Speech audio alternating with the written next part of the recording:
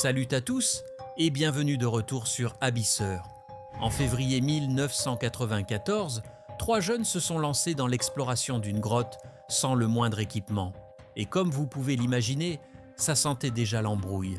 L'un d'eux a eu un mauvais pressentiment et a décidé de faire demi-tour. Les heures ont passé, mais ses deux potes, eux, ne sont jamais revenus.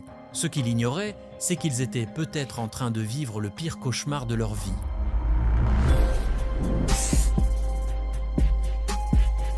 Ceux qui suivent à la chaîne depuis un moment auront remarqué que j'ai changé la narration dans cette vidéo. Dites-moi ce que vous en pensez en commentaire. Votre avis compte vraiment pour moi. Le 13 février 1994, un froid mordant planait sur le sud-est du Kentucky, avec des températures qui peinaient à dépasser le zéro. Sur une route sinueuse près du lac Cumberland, trois jeunes venus de Cincinnati se préparaient à une aventure, explorer les grottes du Sloan's Valley.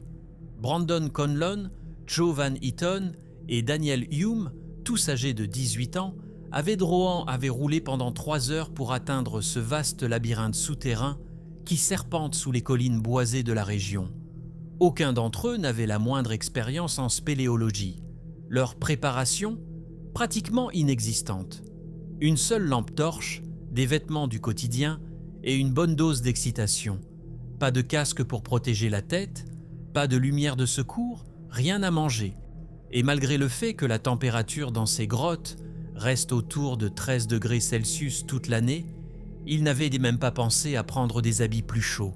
Ils sont entrés ensemble dans la grotte, laissant derrière eux ce jour d'hiver glacial pour s'enfoncer dans les ténèbres. Il n'aura fallu même pas une demi-heure à Daniel Hume pour changer d'avis.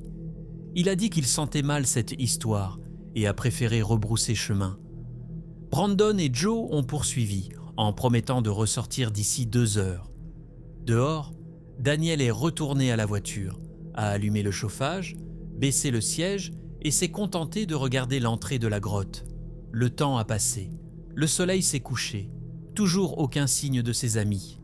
À l'intérieur, Brandon et Joe, tout excités, admiraient les formations calcaires et profitaient de l'ambiance d'aventure. Leur unique lampe projetait des ombres mouvantes sur les parois, alors qu'ils s'enfonçaient de plus en plus loin dans les tunnels. Inexpérimentés, ils n'ont ni noté leur chemin, ni prêté attention au temps. À chaque embranchement, ils s'égaraient un peu plus. Daniel, toujours dans la voiture, se levait de temps en temps, jetait un œil à l'entrée, appelait une fois ses potes, puis retournait tranquillement se caler au chaud. Il n'a tenté d'arrêter personne, n'a pas utilisé son téléphone qu'il avait pourtant sur lui et n'a pas cherché d'aide. Pendant ce temps, à l'intérieur, les deux amis commençaient à s'inquiéter. Le délai qu'ils s'étaient fixé était largement dépassé, mais le chemin devenait de plus en plus complexe. Les bifurcations paraissaient familières, mais menaient toujours ailleurs. Heureusement, pensait-il, Daniel savait où ils étaient. Il allait sûrement alerter les secours s'il tardait trop. La nuit est passée, le jour s'est levé. Daniel s'est réveillé dans la voiture, les vitres embuées. Il en a dégagé un petit coin avec la main pour regarder la grotte au loin. Il s'est dégourdi les jambes, a fait le tour de la voiture, puis s'est rassis. Pas de coup de fil, pas de demande d'aide. À l'intérieur, la situation devenait critique. La lampe commençait à faiblir. La lumière vacillait jusqu'à s'éteindre complètement. L'obscurité totale. Ils ne voyaient même plus leurs propres mains. Ils ont hurlé à l'aide, mais leur voix se perdait dans le réseau de tunnels. Ils ont tâtonné les murs, espérant retrouver la sortie, mais le labyrinthe semblait sans fin. Le froid, jusque-là supportable, s'infiltrait dans leurs os. Sans eau, sans nourriture, sans force. Ils se sont blottis l'un contre l'autre pour garder un peu de chaleur. Ils y croyaient encore. Daniel allait les faire sortir de là, pensait-il. Il avait dû alerter quelqu'un. La deuxième nuit est tombée. Les températures ont encore chuté. La pluie s'est transformée en grêle. Daniel, de son côté, se réveillait de temps en temps, changeait de position et se rendormait. Plus tard, il dira avoir passé plus de 30 heures à simplement dormir dans la voiture, pendant que ses amis erraient dans le noir complet. À aucun moment, il n'a pensé à appeler les secours. Dans la grotte, Brandon et Joe avaient perdu toute notion du temps, affamés, déshydratés, épuisés. Le froid les empêchait de bouger. Ils ne marchaient plus. Ils restaient au même endroit, économisant le peu d'énergie qu'il leur restait et criant de temps en temps avec l'espoir d'être entendus. Ce qui les faisait encore tenir debout, c'était cette confiance en Daniel. Ils étaient vraiment persuadés qu'il avait tout mis en œuvre pour les retrouver. Ce n'est qu'au bout de 2 jours que Daniel s'est enfin décidé à sortir acheter quelque chose dans une boutique du coin. Là, il a mentionné, comme si de rien n'était, que ses amis étaient encore dans la grotte. Le ton détaché a immédiatement éveillé les soupçons. Des gens autour ont entendu la conversation et ont compris le danger. En apprenant que les 2 jeunes étaient là coincés là-dedans depuis la veille, un habitant a aussitôt appelé les secours. L'opération de sauvetage a démarré sans tarder. Des spéléologues expérimentés de la région ont rejoint les secours. Ils sont entrés dans la grotte avec tout le nécessaire, casque avec lampe frontale, lampe de rechange, trousse de secours, nourriture, eau, radio. À l'intérieur, Brandon et Joe ont entendu du bruit. Au début, ils ont cru halluciner. Puis les bruits sont devenus des voix, on les appelait. Bientôt, une lumière est apparue au loin. Moins de 2 heures après le début de la recherche, les secouristes les ont retrouvés à environ 120 mètres de l'entrée. Ils étaient enlacés, désorientés, affaiblis par la faim et la soif. Ils avaient repassé plus de 30 heures dans le noir total, ne survivant que grâce à l'espoir d'être sauvés.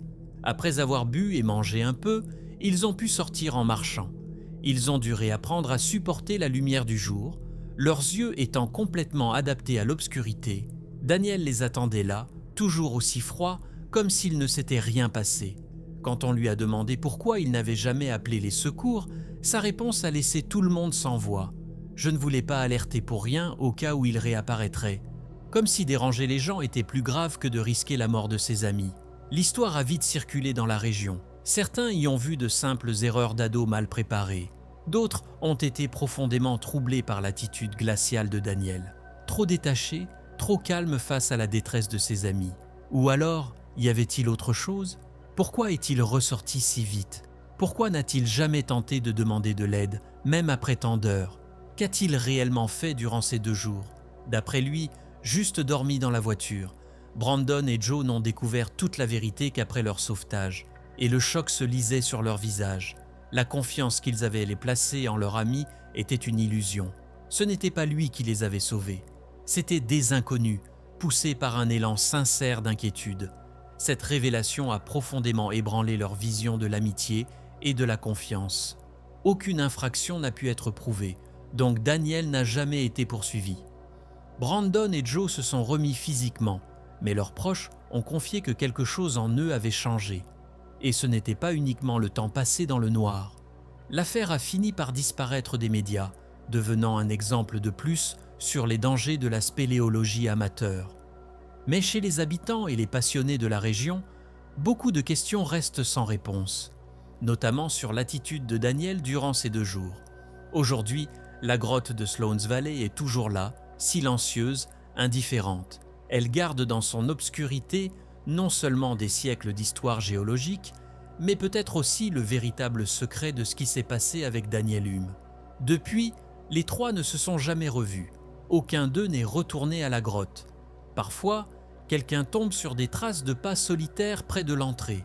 Elles s'arrêtent juste là où la lumière s'éteint, comme si quelqu'un avait voulu entrer, puis s'était ravisé. En quête de réponse, ou fuyant quelque chose, difficile à dire. Comme tant d'autres éléments de cette histoire, tout reste enveloppé de mystère. Avec un ami pareil, pas besoin d'ennemis, non? Franchement, je me demande comment il a pu trouver ça normal que ses 2 potes disparaissent aussi longtemps sans s'inquiéter une seule seconde. Si cette histoire vous a captivé, attendez de voir celle qui s'affiche à l'écran maintenant. Elle commence comme une simple aventure, un peu comme celle-ci, mais finit bien pire. Pensez à liker la vidéo et à vous abonner si vous avez aimé, ça m'aide énormément. Merci à tous du fond du cœur de suivre la chaîne et à très bientôt pour la prochaine histoire.